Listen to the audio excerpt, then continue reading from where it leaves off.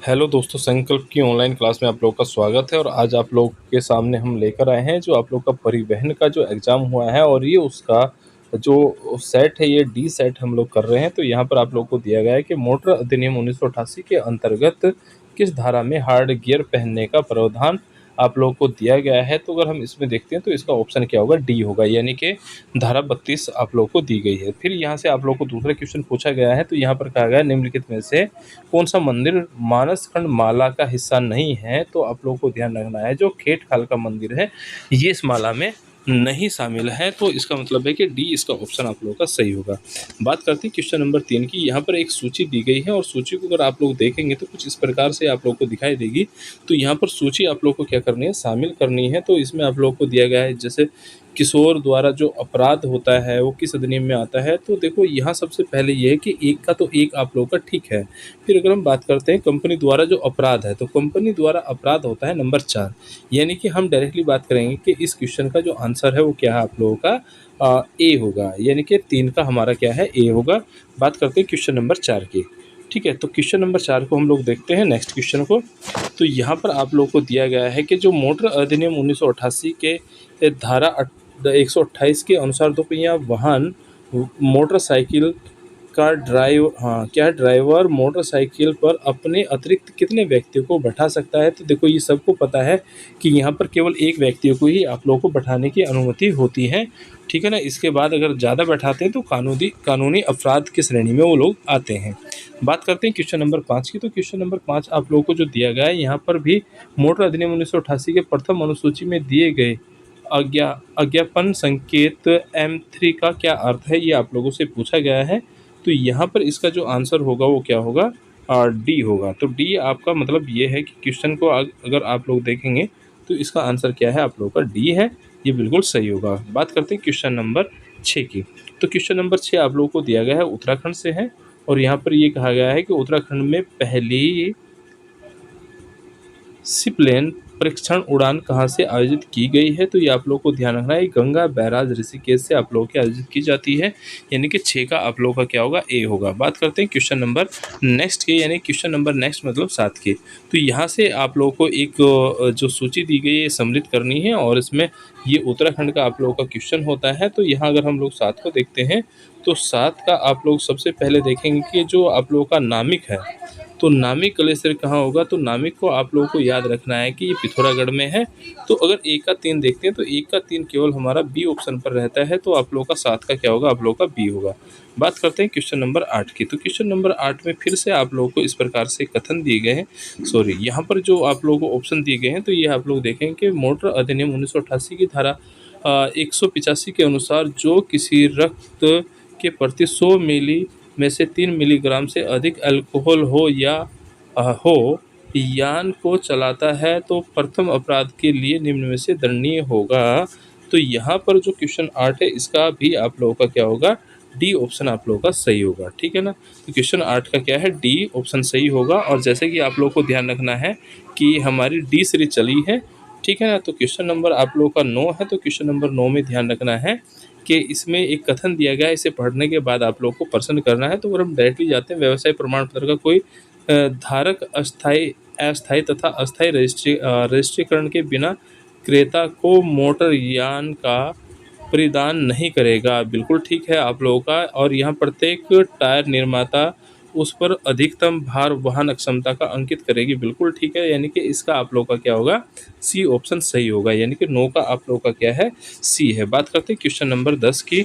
और question number अगर 10 को आप लोग देखेंगे तो यहाँ पर आप लोगों को मोटर अधिनियम 1988 के अंतर्गत ही पूछा गया है। तो यहाँ पर आप लोगों का 10 का जो आंसर होगा वो क्या होगा, 18 वर्ष है।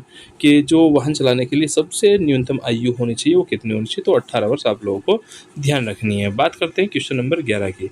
तो क्वेश्चन नंबर 11 में ये आप लोगों का एक कथन और ये आप लोगों का कथन दिए गए हैं, इन पर आप लोगों को विचार करना है। तो इन पर जैसे हम लोग विचार करते हैं तो यहाँ पर आप लोगों को देखने को मिलेगा कि इसका मैं डायरेक्टली आंसर की अगर बात करता हूँ तो इसका केवल 2 आप लोगों का सही होगा। यानी कि दवा अधिकरण के निर्णय के विरुद्ध कोई अपील उस दशा में न होगी जिसमें अपील में विवादग्रस्त रकम 1 लाख से कम उपयुक्त हो। ये कथन क्या है, सही है। ठीक है। तो बात करते हैं क्वेश्चन नंबर 12 की। तो तो क्वेश्चन नंबर जो 12 है उसमें आप लोगों का दिया गया है कि उत्तराखंड में कितने राष्ट्रीय राजमार्ग हैं। तो ये आप लोगों का उत्तराखंड का क्वेश्चन है। तो क्वेश्चन इसमें आप लोगों का क्या है, ये आप लोगों के उत्तराखंड में राष्ट्रीय राजमार्गों की संख्या कितनी होती है, आप लोगों के 14 है। ये आप लोगों को ध्यान रखना है। बात करते हैं क्वेश्चन नंबर आप लोगों के 15 की। तो क्वेश्चन नंबर 15 में आप लोगों को दिया है भारत में मनाए गए अंतर्राष्ट्रीय योग दिवस 2025 का आधिकारिक विषय क्या था। तो ये आप लोग को ध्यान रखना है। तो इसका क्या है, योग एक पृथ्वी एक स्वास्थ्य के लिए, ये यानी कि 13 का आप लोग का क्या होगा, बी ऑप्शन सही होगा। और ध्यान देंगे हम ये इसका जो सीरीज डी है वो करा रहे हैं परिवहन विभाग की। तो बात करते हैं यहाँ पर फिर से उत्तराखंड का एक क्वेश्चन दिया है, फ्रांस भारत में निम्नलिखित में से किस राज्य या राज्यों का राजकीय पुष्प है, ये आप लोगों से पूछा गया है। तो हमें ये भी पता है कि उत्तराखंड राज्य के अतिरिक्त भी किसी का रहता है। तो आप लोगों का ध्यान रखना है कि एक तो सिक्किम है और एक हिमाचल प्रदेश है, यानी कि इसके अनुसार हमारा क्या होगा, सी ऑप्शन आप लोगों का क्या होगा, सही होगा। यानी कि नागालैंड और आप लोगों का हिमाचल प्रदेश, नागालैंड और हिमाचल प्रदेश का क्या है, ये राजकीय पुष्प है। तो इसीलिए आप लोगों को ध्यान रखना है कि 14 का सी ऑप्शन होगा, यानी कि आप लोगों का नागालैंड और आप लोगों का हिमाचल प्रदेश। बात करते हैं क्वेश्चन नंबर 15 की। तो क्वेश्चन नंबर 15 आप लोगों को दिया गया है राष्ट्रीय खेलों में कपिल पोखरियाल ने निम्नलिखित में से किस खेल में स्वर्ण पदक जीता है, ये आप लोगों से पूछा गया है। तो आप लोगों को ध्यान रखना है कि मुक्केबाजी में जीता है। तो 15 का आप लोगों का क्या होगा, बी होगा।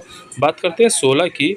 तो 16 में यहाँ पर आप लोगों को ये फिर से एक इस तरह का यहाँ पर कूट दिया गया है। ये कूट अगर आप लोग देखेंगे तो मैं 16 के डायरेक्टली क्वेश्चन की बात करता हूँ। तो 16 का हमारा क्या होगा, यहाँ पर सी होगा। ये पहले से जो लगा हुआ है ये भी क्वेश्चन आप लोगों का सही है।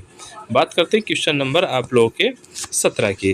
तो क्वेश्चन नंबर 17 आप लोगों को दिया गया है कि जो किसी भी परिवहन यान को ऐसे परिवहन यान का राष्ट्रीयकरण प्रमाण पत्र में प्राधिकरण यात्रियों की संख्या से अधिक यात्रियों का वहन करता है तो करते हुए चलाता है तो निम्न में से किस क्षति हेतु दायी होगा।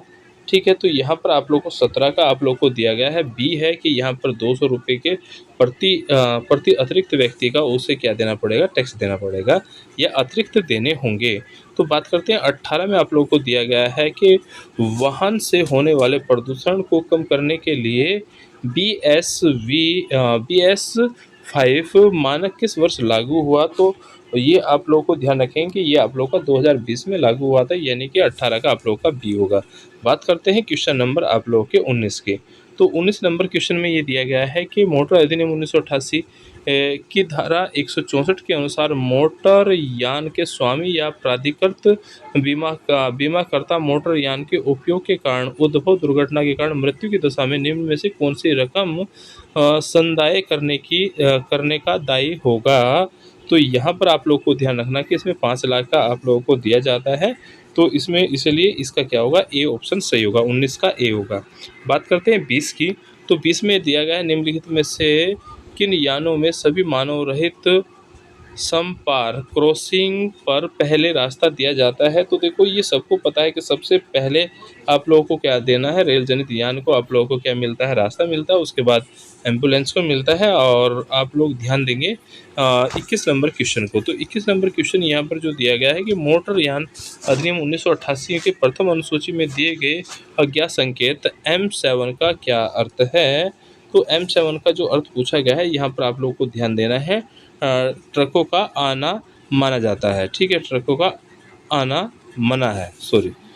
तो इसका आप लोगों का डी ऑप्शन क्या होगा, सही होगा। बात करते हैं 22 नंबर क्वेश्चन की। निम्न में से किस रसायन का प्रयोग वाहन के एयर बैग में किया जाता है। तो वाहन के एयर बैग में किसका प्रयोग होता है, तो ये ध्यान देंगे आप लोगों का यहाँ पर सोडियम एंजाइड।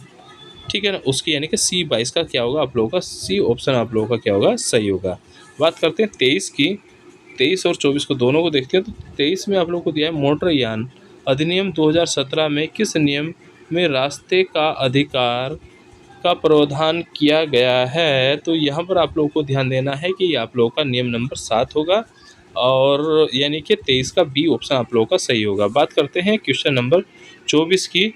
और 24 में दिया गया है कि मोटर अधिनियम 1988 में निम्न में से किस धारा में यातायात चिन्हों का अनुकरण करने के कर्तव्य का प्रावधान दिया गया है, तो यहाँ पर धारा 19 में दिया गया है, यानी कि 24 का यहाँ पर क्या होगा, सी होगा। और बात करते हैं 25 की, निम्न में से किस स्थान पर अशोक का शिलालेख स्थित है, तो ये देखो उत्तराखंड का क्वेश्चन और ये कालसी का है। तो ये आप लोगों का 25 नंबर का ये पेपर था, तो हमने कोशिश की है कि इसके सभी आंसर पूर्ण रूप से सही हों, लेकिन एक आध क्वेश्चन आप लोग का गलत भी हो सकता है, ये ऑथेंटिक आंसर की नहीं है।